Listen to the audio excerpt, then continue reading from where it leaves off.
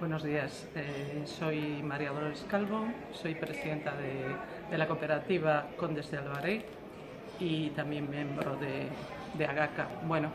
la idea de AgroSmart Global nos parece muy interesante, ya hemos estado trabajando en los proyectos anteriores y creemos que cualquier tipo de comercialización, cualquier tipo de nuevas tecnologías que podamos incluir en nuestro trabajo del día a día en la cooperativa, ayudarnos a exportar, a ver lo que se hace en otros países, lo que se hace en otras empresas, me parece siempre positivo.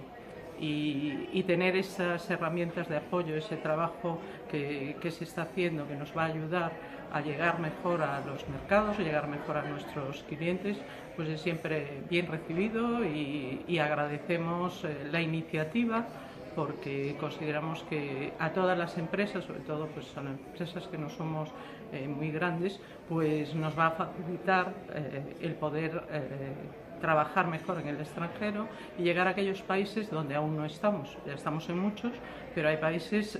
pues que es más difícil, es muy costoso. Todos sabemos que la exportación es una carrera de fondo y en este caso pues nos facilitaría muchísimo poder llegar al mercado y poder llegar a nuestros clientes. Por lo tanto, apoyar el proyecto y agradecer a todas las personas que están trabajando en él.